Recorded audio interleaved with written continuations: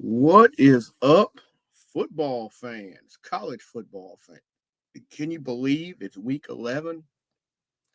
I'm having a hard time believing it. Let's talk college football. All right, folks, so let's share out the top 25. So we're going to start off by talking about the games in the top 25, and I'll probably lean a little bit to some of the games that are interesting and aren't top 25, but most of the games that we're going to be watching that we're interested in, of course, they're going to be the top 25 games. Couple massive games you probably see in the thumbnail coming up. So start off at the top. Start off with the games that's 11 o'clock Central, 12 Eastern. Ohio State, number 2 ranked team in the country, taking on Purdue. What a rough season the Boilermakers are having. Man, 1-7. They've been pretty good the last few years. 1-7. Truly a rough year that the Boilermakers 0-5 in the Big Ten. This is a game Ohio State will probably sleepwalk through a little bit. If I was betting this game, and I'm not, I'd probably take the Boilermakers because 38 points is a ton of points. When you look at the Boilermakers being 1-7, Ohio State being 7-1, it's a perfect spot to see Ohio State win this game like 52-7 or something. But I think they'll kind of sleepwalk here. So I think the Buckeyes probably win this game by 3 touchdowns, 38 points, 5 touchdowns, and a field goal. I would take Purdue. Ohio State's going to win easily regardless. At that same time, 11-12 Central.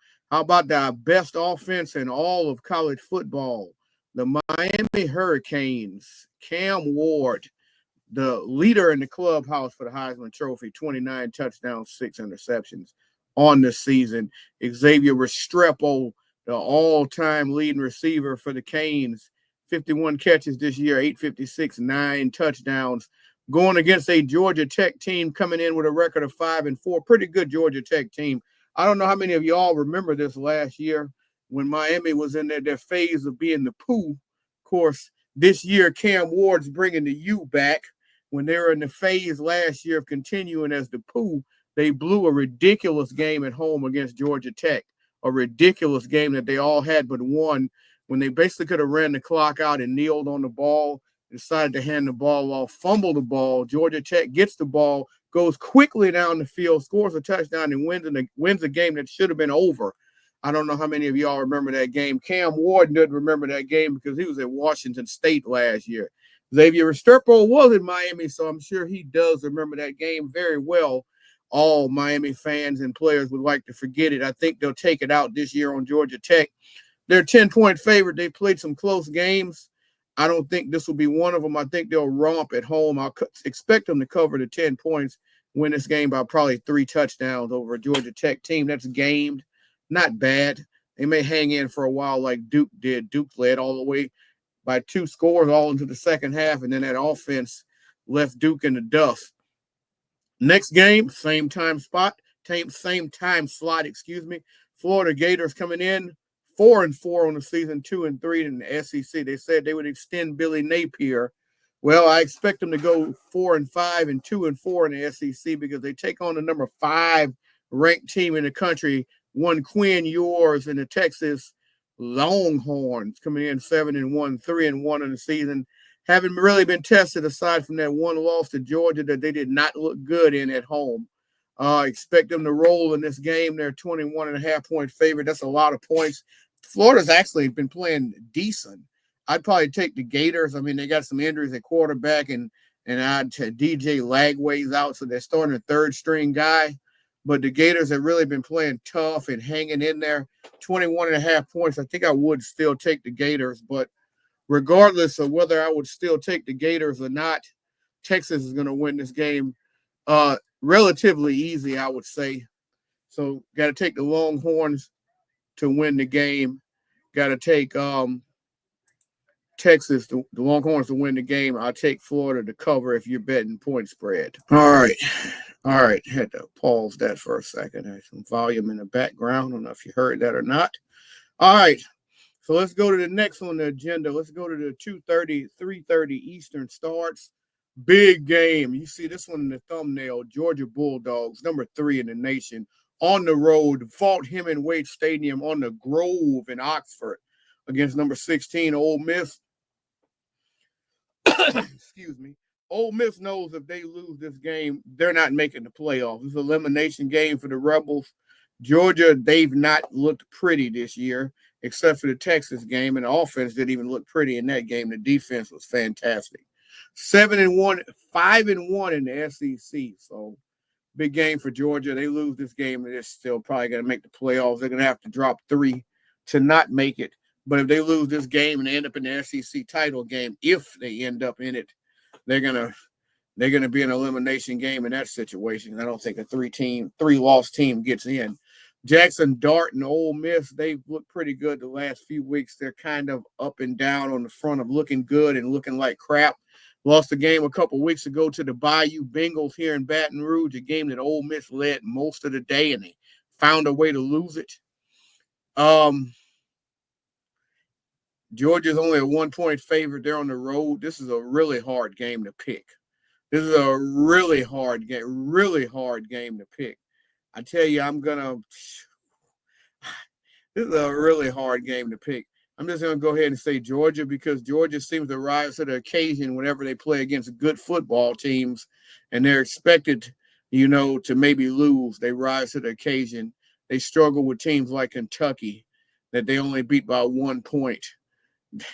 They sort of pick it up in these type of games. I think they'll pick it up like they did against Texas.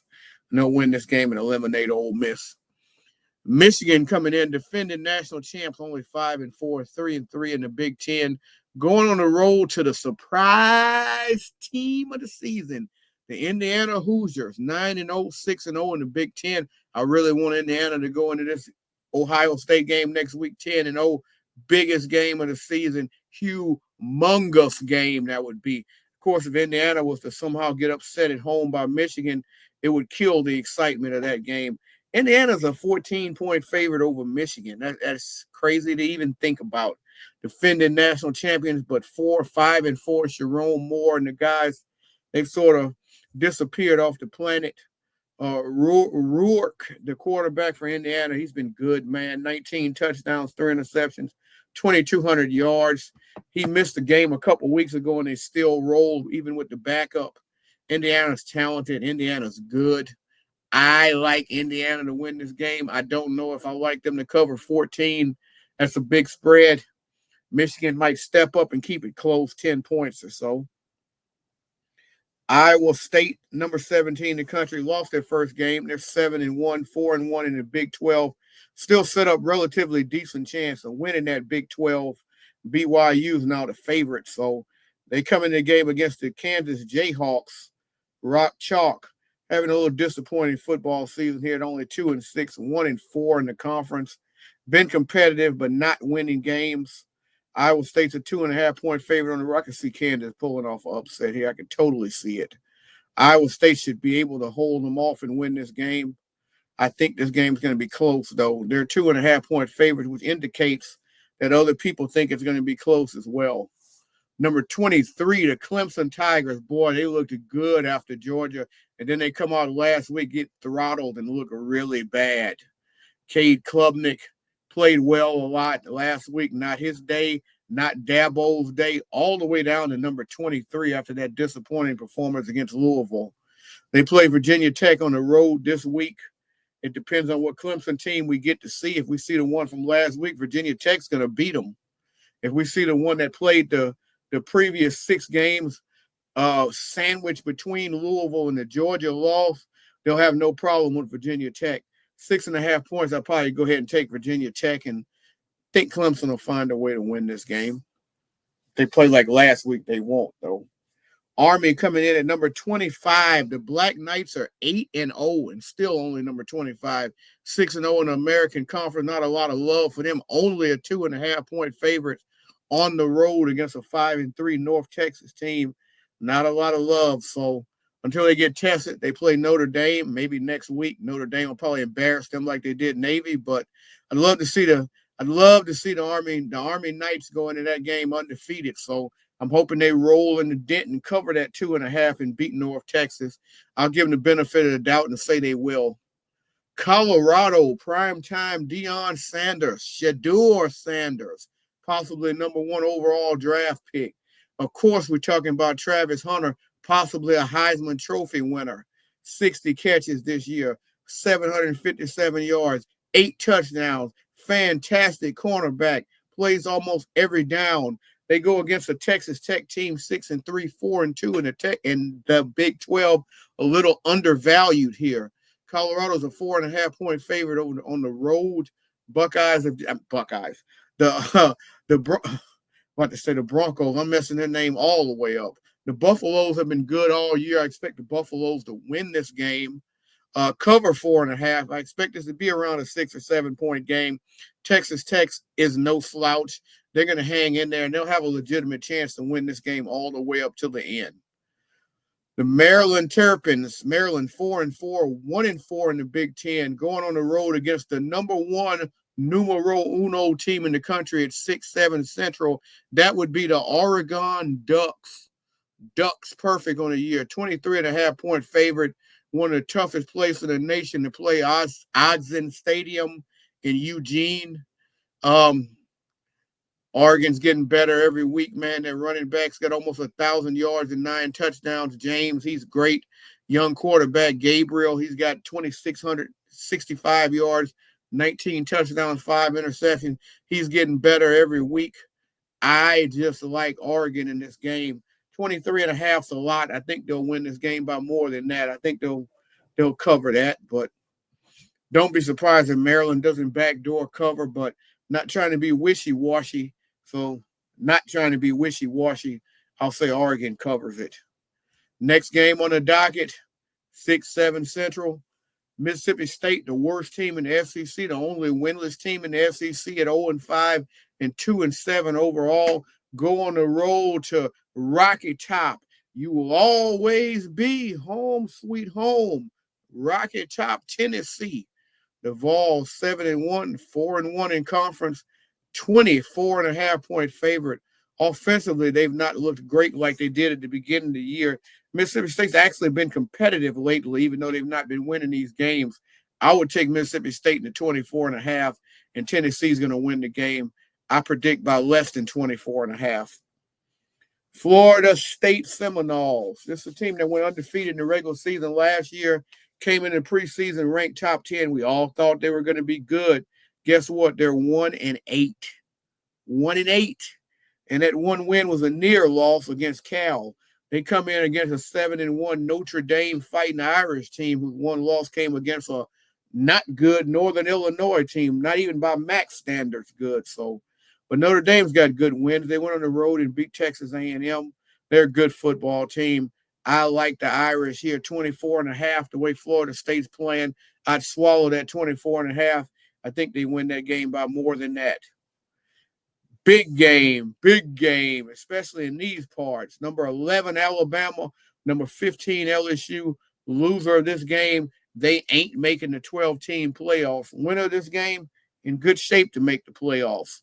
Alabama, 6-2, 3-2 in the SEC. LSU, 6-2, 3-1 in the SEC.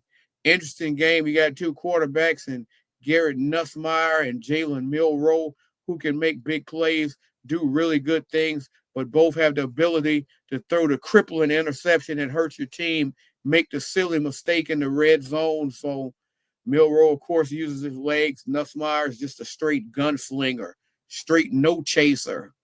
Nussmeier, 9 interceptions, many of those in the last few weeks. Milroe feels like he's always throwing red zone interceptions. Alabama's a little more balanced. LSU's not shown the ability to run the ball. They need to keep it honest, keep Alabama honest, and run the ball some. But the last time Alabama made a trip over the Nicholson Drive, we saw Brian Kelly beat them. And he had big balls in that game. They went for the 2-point conversion in a tough situation at the end. They said, we're not playing for a tie. We're playing for the win, and they won it. Last year, Bama won by a couple touchdowns against Jaden Daniels and the Tigers, and Jaden was banged up in that game. But, Nussmeier's no Jaden Daniels. I like LSU at night at home in Tiger Stadium to beat Alabama and eliminate Bama in a close game. Bama's a 2.5-point favorite, so definitely take LSU in that game to win and cover. 6:45, 7:45 Eastern, Oklahoma. Disappointing season for the Sooners. First season in the SEC, 5-4, 1-4 in the SEC. Taking on Missouri. I don't know how or why Missouri's ranked. They're number 24. I mean, 6-2 record, 2-2 in the SEC. Had high expectations. Started off the season highly ranked in the top 5. They've just looked ugly, man. They just look ugly. And the weird part about Missouri is the odds makers know how bad Missouri look, but they're still ranked. Like, they're a 3-point underdog at home against a 1-4 Oklahoma and the SEC team. It's crazy to me. I jumped all over it when I saw them barely a favorite at home against Auburn a couple weeks ago. Auburn's one of the worst teams. Well, Auburn, yes, one of the worst teams in the SEC right there with Oklahoma. And in that game, Auburn led that game most of the way. Missouri had to come back and win the game. I don't know about the quarterback, Brady Cook. He's had some injury problems. If he's playing, I would think Missouri is going to win this game. If he's not, Oklahoma may go in there and actually win this game. So it's going to depend a lot on the quarterback. So I don't want to preface myself. I don't want to sound wishy-washy again, but I'm just going to keep it straight with you. Brady Cook plays, and he plays most of the game. Missouri's going to win this game, and obviously they're going to cover because they're underdogs, but Cook doesn't play. Oklahoma's probably going to cover and may win the game. So we'll see what happens at the quarterback position for Missouri. All right, 8 o'clock Eastern, the Penn State Nittany Lions. They blew it last week against Ohio State. Had those chances right there on the 1-yard line. Couldn't punch it in. 2 chances deep inside the red zone. James Franklin, he's a hell of a coach, but he can't beat the good teams. They got Washington, who's not a good team. They were in the national championship a year ago. Their coach, Kellen DeBose, of course, he's coaching Alabama. They're 5-4, 3-3 in the Big Ten. Penn State should win this game. Should win it handily, 13 points. They should cover that. Boise State, number 12 in the country, also looking to get in right now in the first BCS, in the first college football playoff poll. They're the number 12 seed. They have the best running back in the country, Ashton Genty, 190 carries, 1,525 yards, 20 touchdowns. That man's a monster. They play against a Nevada team that's 3-7, 0-4 in conference. Boise State's a 24-point favorite. That's a lot of points. I like Boise State in this game big. I would not touch the spread, but if you're going to touch the spread, just go ahead and take Boise State to cover. I think it's going to be around 24 points. Maybe be a little bit under, maybe a little bit over. So I wouldn't bet it, but if you are, take Boise. All right, Virginia, 4-4, 2-2 in the ACC. Visiting Eli Holstein in Pittsburgh Panthers, who recently lost their first game of the year to SMU. Pittsburgh's number 18, 7-1, 3-1 in the conference. I mentioned just recently lost their first game to SMU. 7.5-point favorite at home. I don't like being on that other side of the hook. So I would be tempted to take Virginia because when you see 7.5, it's like you'd much rather see 6.5 being on the other side of the hook. Definitely got me tempted to go in the other direction on that one. I'm leaning towards going Virginia and Pittsburgh to win the game close. BYU, number 9 in the country, 8-0, 5-0 in the Big 12. Brigham Young, they go play their state rival, the Utah Utes, who've been a big disappointment, a big fat disappointment this year at 4-4, 1-4 in the Big 12. Think they were preseason top 10, if not top 10, right under the top 10. And they're right under the top 40 right now, probably with that mediocre record and mediocre season they're having over there at Utah. I like BYU to go into Salt Lake City and hand them another L and cover 3 points. I don't think 3 points is enough. I think BYU is more than a touchdown better. Even though I know you say throw out the records in a rivalry game, I don't think it matters. Don't throw anything out here. BYU is just better, and they win it convincingly. All right, last top 25 game, Utah State 2-6 on the season, visiting number 21, the Washington State Cougars. Washington State They are technically still in the Pac-12. The Pac-12 is technically the Pac-2. Them in Oregon State, they're the Pac-2. They still play each other too at the end of the year. The rivalry continues, even though everyone else left that conference. Washington State's a 20.5-point favorite. That's a lot of points.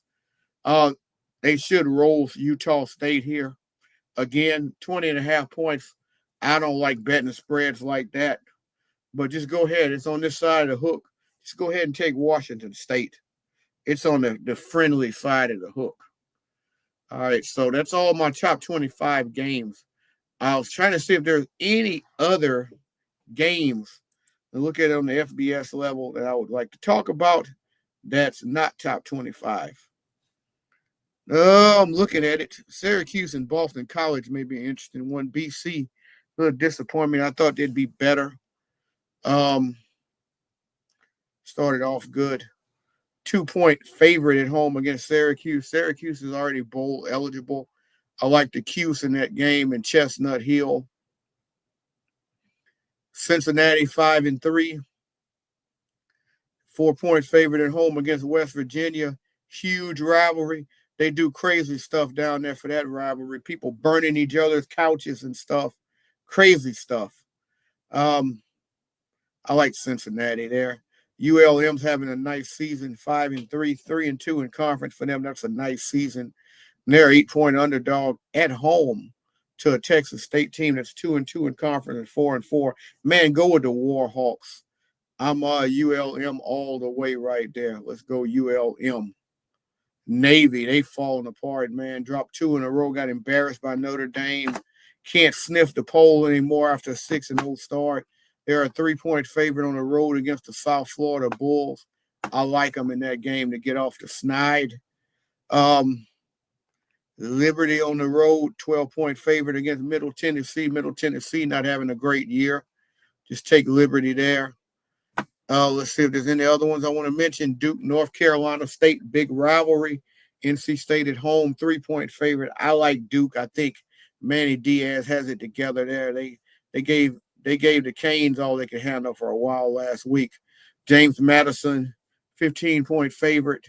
JMU is over Georgia State. Expect them to keep it going against a struggling Georgia State team. Tulane playing good ball, man. 7-2, 5-0 in the American. 27-point favorite over Temple. I don't feel like there's that many teams over there on the FBS level. 27 points is a lot. I would take Temple. Think Tulane wins easy. Vanderbilt, 6.5-point underdog at home to South Carolina.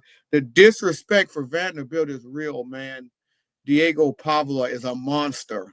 And I like Vandy to cover that. They're 6.5-point dog. Give me that 6. Give me the outright at home. I think they beat South Carolina. I think that's total disrespect. The Raging Cajuns from Louisiana. My friends down in Lafayette, 7-1, 4-0 in the conference. 15-point favorite over the Red Wolves of Arkansas State. They got to come to Cajun Stadium, Cajun Field. I like the Raging Cajuns. They should be in the top 25 like now. Put them in there. Put them in the top 25. TCU 5-4, 3-3 in conference. Man, what a disappointing season for Mike Van Gundy and Oklahoma State. This is a team that's usually 8-3, 7-4 at worst. They're usually having nice seasons, 8-4, 9-3. But wow, 0-6 in conference, 3-6, 11-point underdog at TCU. At some point, those guys got to wake up. I don't know when, how, what the situation may be, but at some point they got to wake up. I think that's all of the games I'm going to cover for this week, looking through them. Some interesting matchups, but I'm going to leave it at that on the matchups. Hope y'all enjoyed this preview. We're going to have it coming out for everything in the morning, early in the morning, college game days right here in Baton Rouge. LSU plays Alabama, but great matchups galore. So hope y'all have a good Saturday watching football. And always is peace and football. And I'll see y'all later.